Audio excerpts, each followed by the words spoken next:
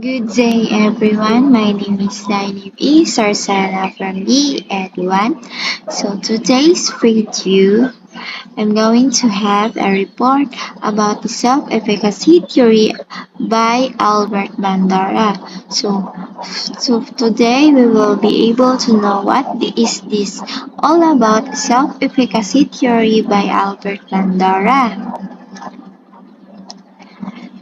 And this self-efficacy theory, this is a sense of high self-efficacy theory, means a high sense of competence. Uh, for those students who have a high self-efficacy theory, it will they will have more high sense of competence. So these students is more competent sila, more na, more ilahang naibaw-an o more pa ilahang more ilahang na-encounter nga mga task or easy task or difficult task nga ilahang na which is kana mga competence na kayo nga mga high level. Self-efficacy theory is the belief that one has the necessary capabilities to perform a task, fulfill rule expectations, or meet a challenging situation successfully. So this self-efficacy theory it is the specific task of a student or a pupil to an area of knowledge or a performance of a students. So we have a five source influence or a source of a student's performance for the self-efficacy theory. First is the performance experience, vicarious experience, social persuasion, imaginal experience, and physical and emotional states. So this first is the performance experience, which is it refers to one's experience to perform a task.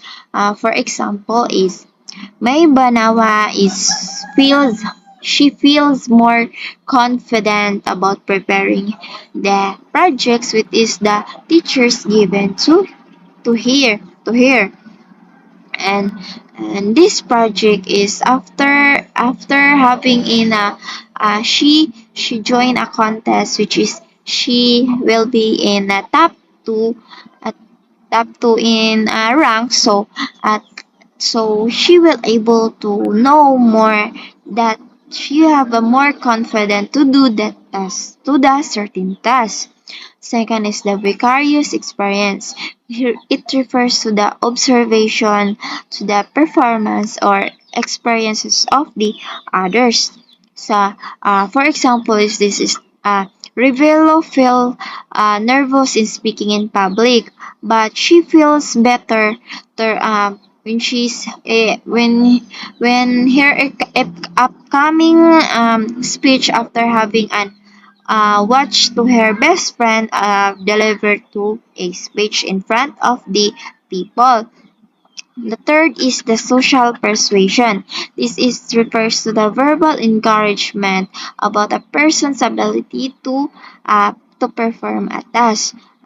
Example for that is when Salmera teachers reminds her how much Salmera has improved to her writing abilities since the beginning of the year. At the end of the semester, her new writing is assignments is seem less daunting.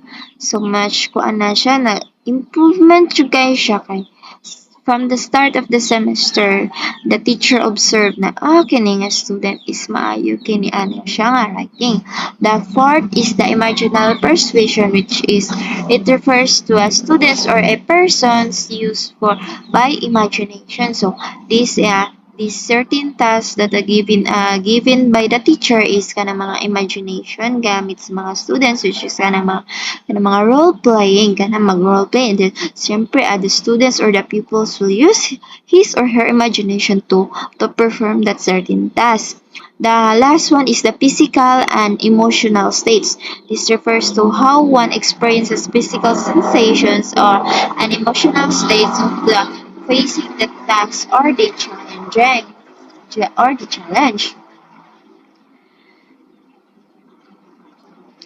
When your students believe that they have the ability to perform learning activities successfully, they are more likely and intrinsically motivated to do that such learning activities. So, when your students believe that she or he can achieve that certain task or that challenge, which is the teacher's given, is she or he can perform that better. She can able to perform that well. She can do that, she can achieve that certain goal which is the teacher's given, and she or he more likely intrinsically motivated, more kanang ganahan pero mas ganado siya mulihok anang certain na syempre kay kabalo man siya nga she can able to do that task, and kanang ma-achieve jud na niya kanang learning activities that the teacher given.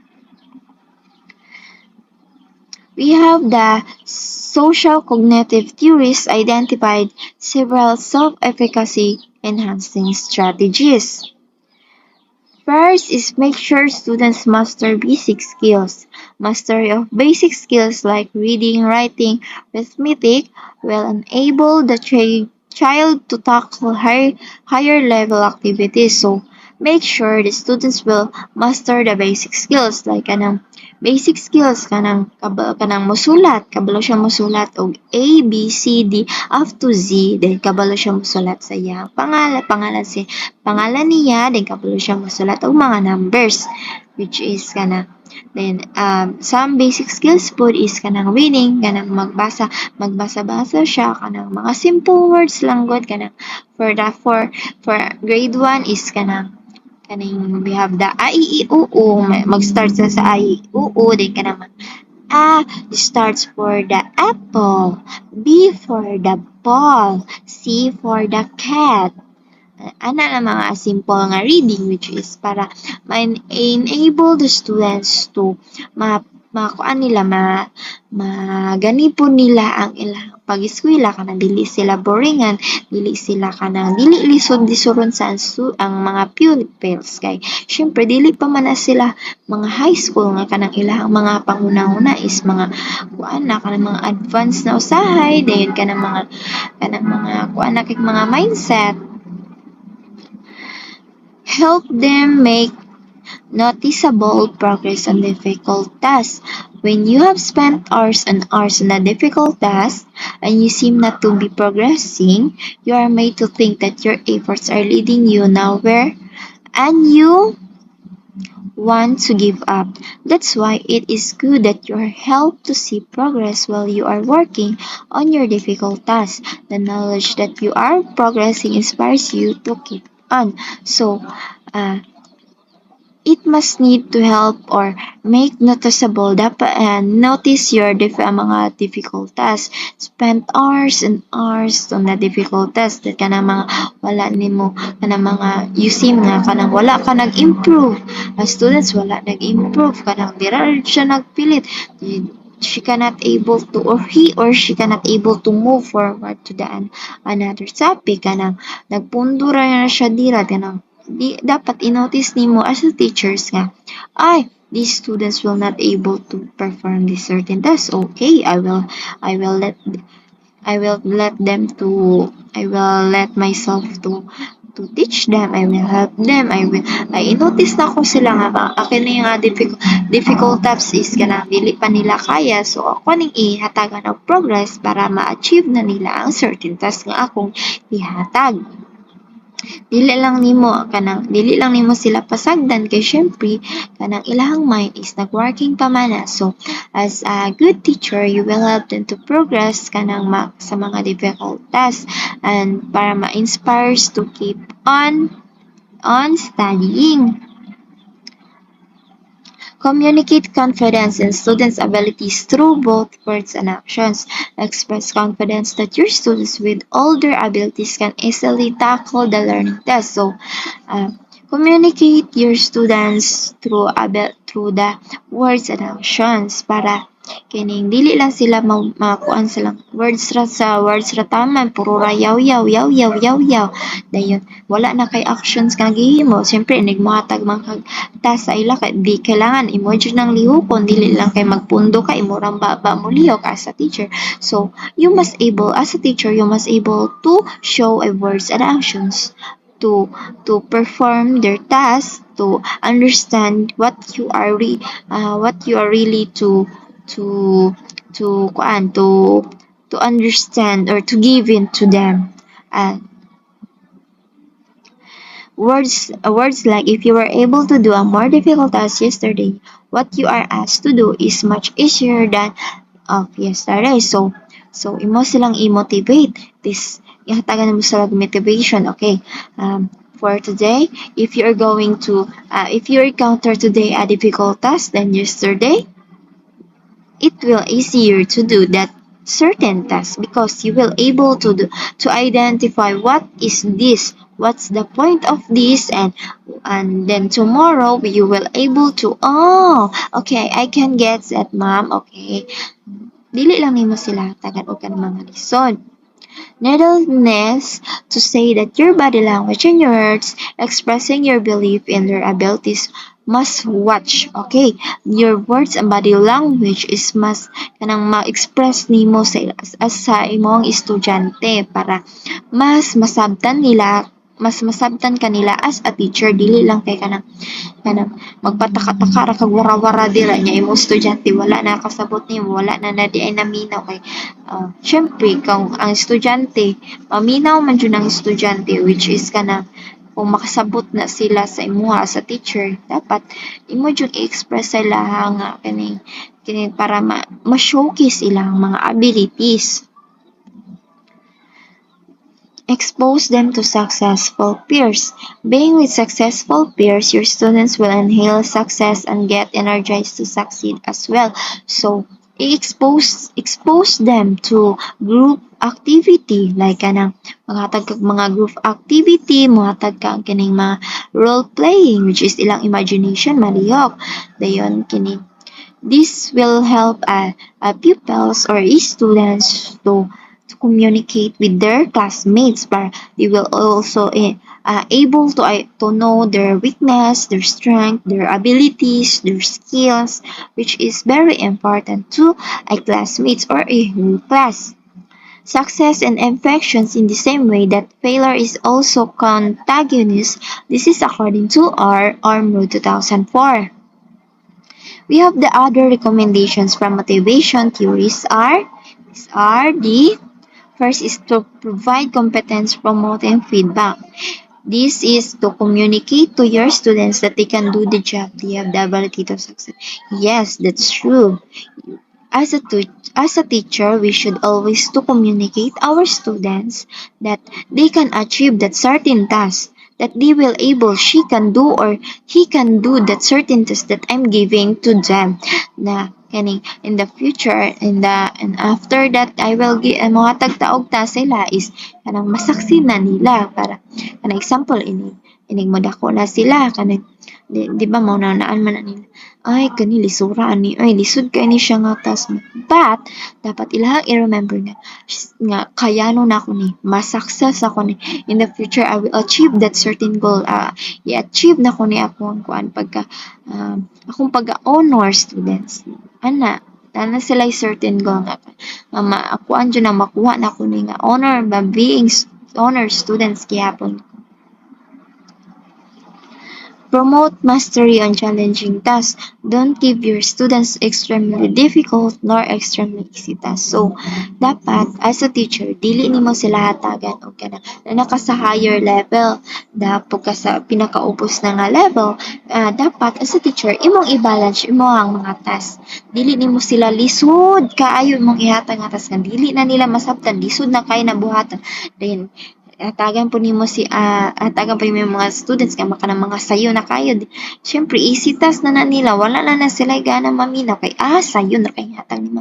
Di na ta kailangan maminaw. So imong i-balance ang imong kaugalingon sa pagtudlo sa paghatag nimo og mga task nila kana mabalance na example kaning maghatag ka og role playing nila, maghatag og role play. Pero syempre dili nimo sila lisuron kay kanang mga daghan kayong kanang mga projects nga kanang lisod na kayo dili na nila kayang buhaton. Dili kanang mga easy ra pud sayon na kayo. Okay sayon na kayo paliton ra ko ni. Dili kanang imong i-balance ilang mga abilities para in the future is dili kanang ma-balance lang po nila nga kini okay ni sige kini atong buhaton. Promote self-comparison rather than comparison with others. Desiderata says, if you compare yourself with others, you will become vain and better. For always there will be greater and lesser persons than yourself. So, promote self-comparison. So, imong i-compare imong kaugalingon sa una o kining karon nga kini akong kaugalingon dili ko kabalo mo German. I don't know how to write, I don't know how to read, I don't know how to multiply, I don't know how to solve this, I don't know to read. So rather than nga i-compare nimo imong kaugalingon as a students dili kana i-compare nimo hala akong classmates is kaya na yan tas ako dili ko kabalo mo sayang di siya kay kamao din kabalo siya mo basa, kabalo siya mo solve, kabalo siya mo sulat. Ako dili ko wala ko'y talent. So no, that's very wrong. Dili nimo kailangan makig-compare sa lain para lang ingnon nga maayo ka. No. You should compare yourself para kanang sa students is kanang first semester nimo is you don't know how to read, but in the last semester is kabalo na ka mo read. Wow, it's very great achievement that you will achieve that goal. Mana imo ang certain nga dili jud nimo di mo naon nga i-compare nimo imong kagalingon sa lain kay everyone is unique, everyone na ay mga abilities nga kanang ma-achieve na nimo even nga wala ka na nga kanang first semester wala ka na nga abilities, wala ka na nga skills, but at the end you will achieve that. You will get it by your own determination and sacrifice. Be sure errors occur within an overall context of success. According to Root 2004, there will always be errors or mistakes as we learn, as we go through in life. So, every time we'll do a test, there always be a mistakes or errors. Siyempre, dili man ta perfect. As a students, dili perfect. As a teacher, dili pa ta perfect. So, we should always learn what our mistakes and our errors that kana atong nahimo. For example, we answer tana. Sayo pa tong answer. So, ato na siyang errors sige I admit I was wrong. Okay, I will correct it. So at the end is imo na siyang makabalo na ka, makasolve na ka. So learn from your mistakes. Next is as a learning process is new and different experiences. The trying of the unknown and therefore necessarily must involve the making of mistakes. In order for people to learn, they need the opportunity to explore new situations and ideas without being penalized or punished for mistakes, which are integral to the activity of learning, according to Ortega's 1990. So, sa mga mistakes nga atong nabuhat for the students is mga mistakes nga nabuhat is dili na to sila ikuan sa mga punishment panisyan tika kay kanang na sayop ka ni dili ni pwede panisyan tika okay diha sit down dili sa ka pwede sa gawas get out of our classroom. So dili anaon na to mga estudyante is ato silang tudloan We should always be teach them, we should always care them, and we should always remember that their abilities are unique. Lain-lain na nga itong mga estudyante. According to your your activity that you are given is dapat always be a teacher always be should give understandable situation, understandable um matag understandable nga kini kuan imong ipa-perform nila, imong ipahatag nga ta sila para dili sila maglibog. Ay libogan ni ma'am, ay wala man ko kasabot saan man ni ay. So dapat imo silang ipasabton og taman para wala nay daghang pangutana para kanang at the end is kanang wala kanang gamay ra lang mistakes sa buhat or kaning wala sila mistakes nga mabuhat kay nami naman sila tawag na discuss po nimo og tarong as a teacher. And thank you once again. Thank you for listening and I'm I'm done to my report. So thank you everyone and goodbye.